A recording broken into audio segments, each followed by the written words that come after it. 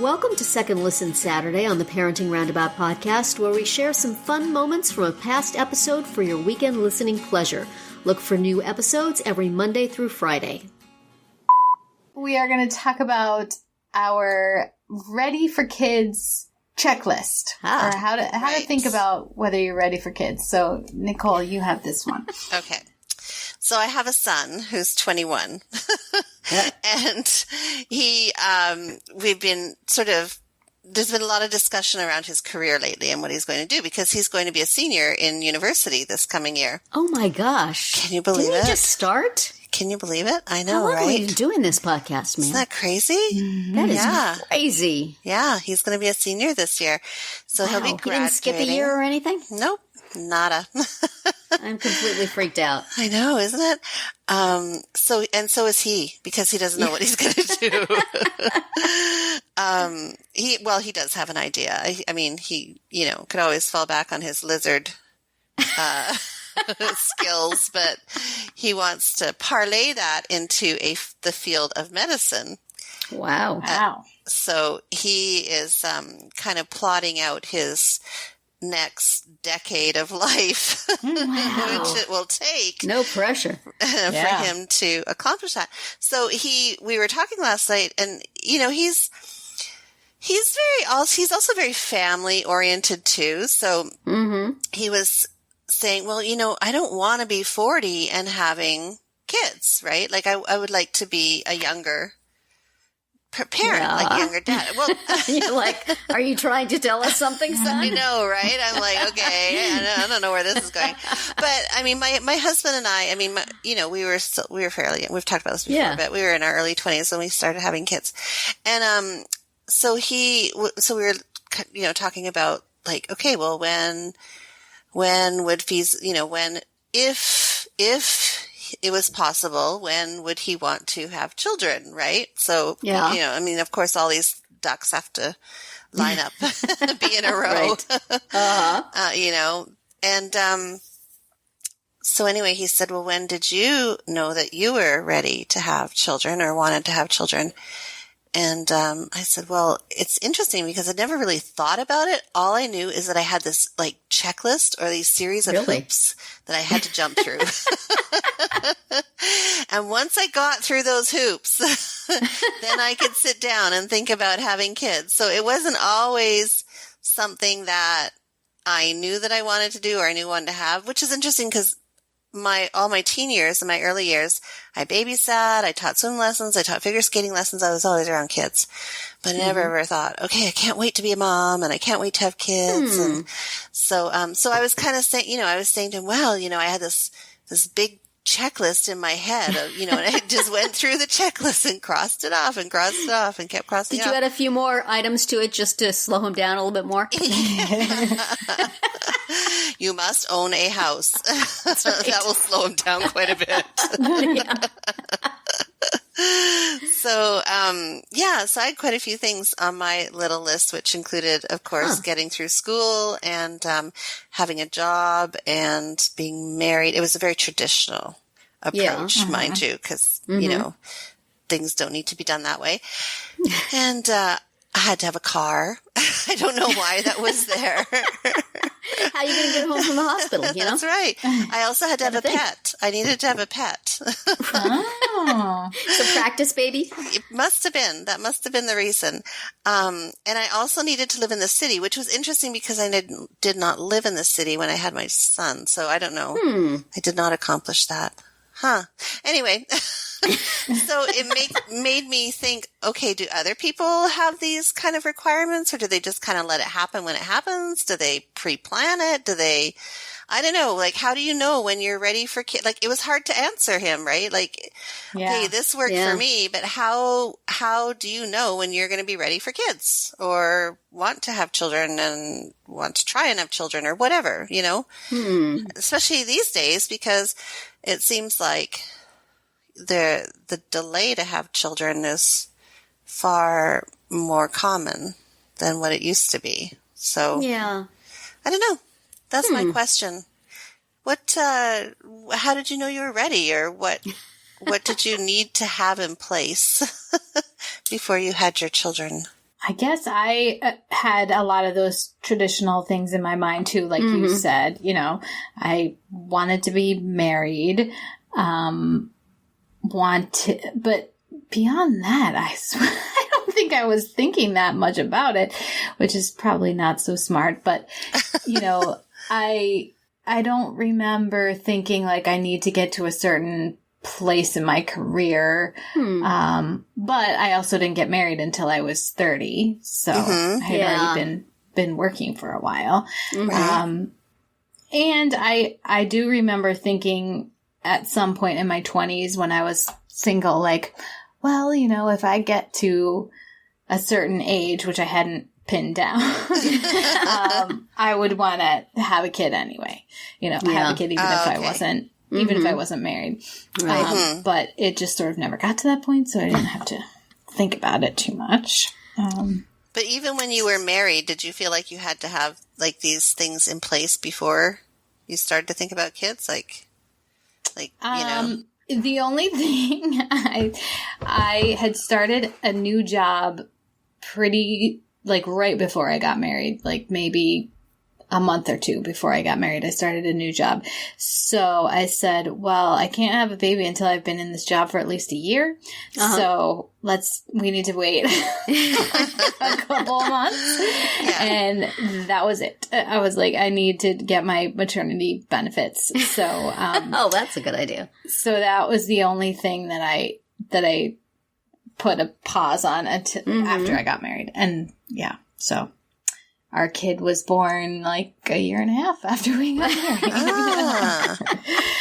Pretty quickly. Yeah. Organized. Yeah. Yes. And I got a really, really good maternity leave, so it was definitely worth waiting for. Well, that was like with my daughter because when Josh came along, it was easy I was only substitute teaching, so it was easy to take that leave because I wasn't committed to anything.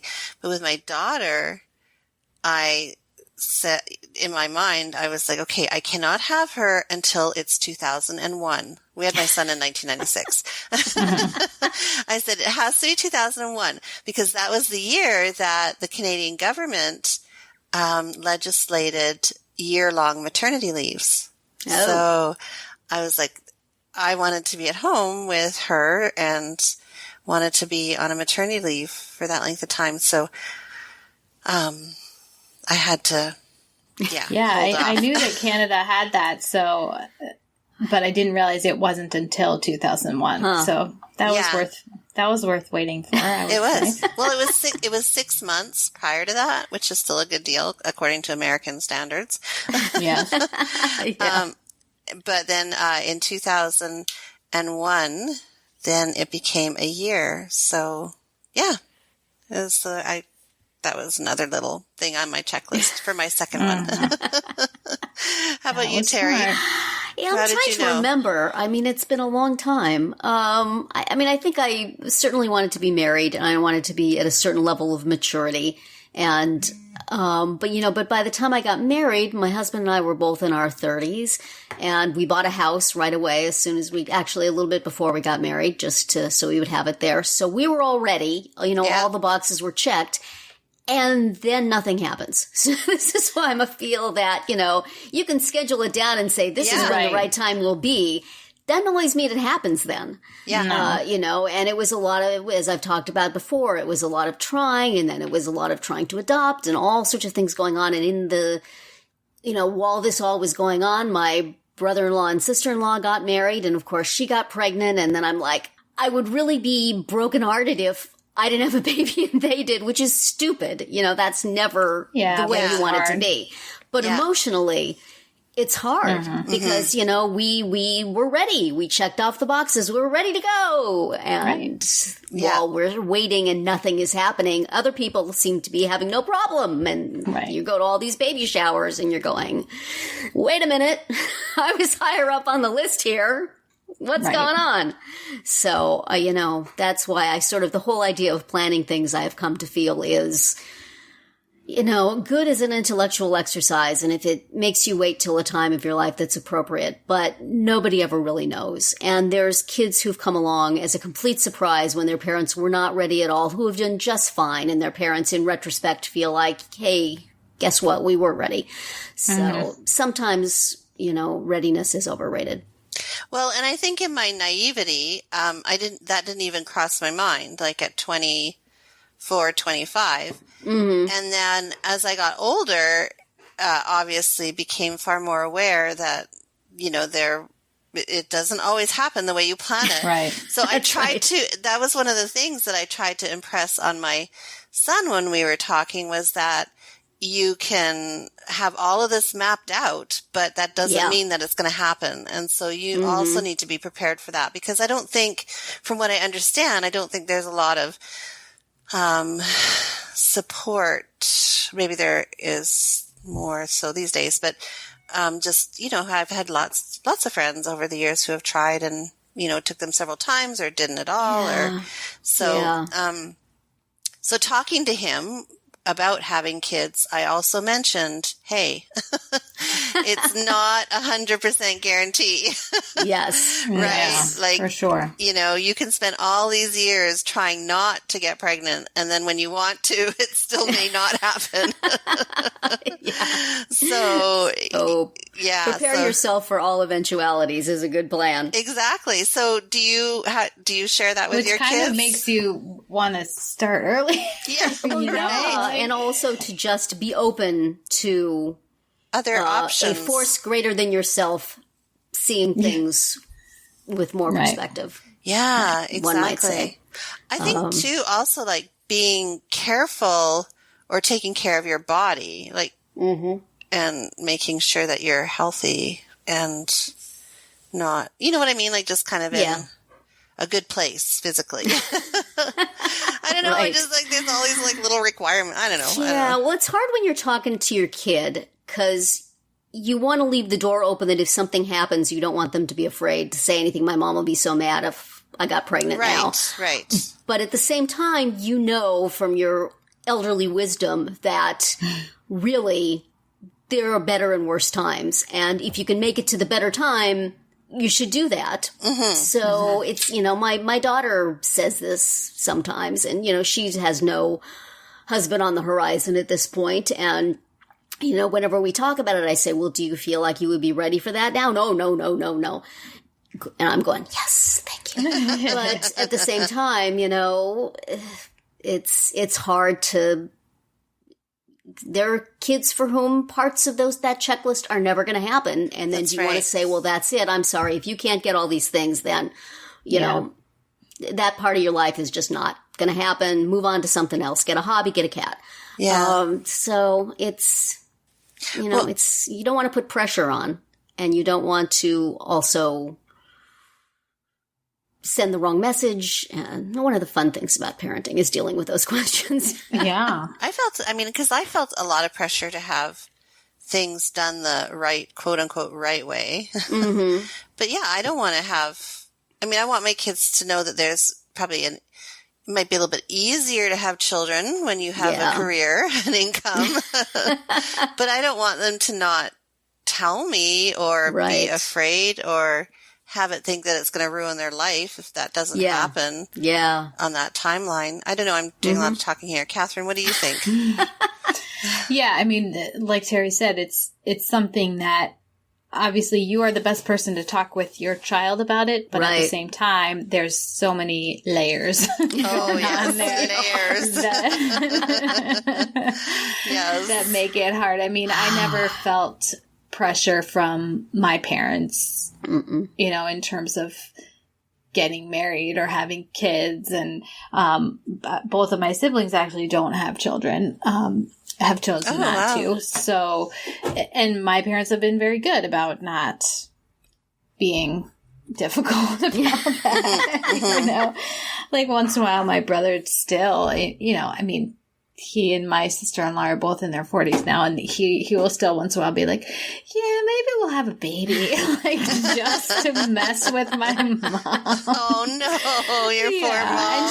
And she knows he's just, you know, she knows he's just doing that for fun. But anyway, so luckily they've been good about it, and my mom also always worked when I was a kid, so I think I had a role model for being able to do that. Yeah. For being able to work and have kids at the same time. I mean, I personally prefer working less than she so yeah, she worked really hard and had was ambitious and had a great career, and I am happy to have like my quiet little freelance life. That's funny. So yeah, I mean, because my mom never worked, or I shouldn't say she didn't work. She only worked when I went back to school, or when I went to college, back to school. Mm-hmm. But she was always a stay-at-home mom, and then I was like, no, I have to work. I have to get a career. I have to. Yeah, it was like kind of the opposite experience. Yeah. Yeah, I mean, I think the nice part was that I kind of knew from the other side of it that a kid could be perfectly fine and happy and successful with having a full-time working parent, or two full-time working parents. And, we always had various babysitters and nannies, and it's just an extra person that's taking care of you. It's not in place of. So that was a good lesson for me. Wow. And then what about with your own daughter? And your son, it's just. Yeah, I mean, it hasn't really come up yet, although, maybe it should. Maybe that's something I should be talking to them about. But yeah, like, is that something you bring up, or you wait to come to you? Yeah, kind of tiptoe around it. Mm-hmm. Yeah, I don't remember ever having conversations with my mom about it or having any pressure or anything. I'm very good at putting pressure on myself, on yourself, to have things done in the way that I think they should be done. Nobody else needs to contribute. But I do. My half-sister, who I think I've mentioned here, is much older than me, had two kids. And my mom, although she was the step-grandma, she still was fully grandma to those kids. And they, quite a lot of time, they stayed with her while they stayed with my mom and dad while their mom was working. So she had a huge immersion grandparent experience. So I think that took a lot of the pressure off. Plus, I was on the other side of the country, so I guess she knew she wouldn't have that same kind of experience with my kids. So she's, oh, well, if this adoption doesn't work, don't worry about it. What the heck? I'm like, whereas to me, it was like, oh, if this does not work, my life is over. Yeah. So that was hard. She and I were not in sync, and I resented that. So, so it was one of the few times where my husband's parents were more in sync with me, which freaked me out. So, but they also weren't putting pressure on. But of course, their other son was also newly married and was, going to start a family. So it wasn't all like they were, the clock was ticking, whereas the grandchild they had, a couple of pots on the stove, I suppose you could say. But I was extremely stressed about it and upset at the prospect of it never happening. And, I did all the right things. Where's my baby? Here's my checklist. Look. This is not fair. Where is it? Yeah, I've checked everything off. I jumped through the hoops. I know. There was to be a prize at the end. Yeah, but that is kind of what I want to, now that my son is older. Yeah. I just want him to be aware that life isn't always rosy. Yes. Or predictable. Yeah, or predictable, or that you can plan these things out. We know a young lady who has her life very well mapped out, and she's only 21. And I keep thinking, oh, honey, I know, right? If it doesn't work out that way, you're going to be, sorely disappointed. So, I don't know. Yes. I guess, more practical about it. I think I was very naive when I was younger.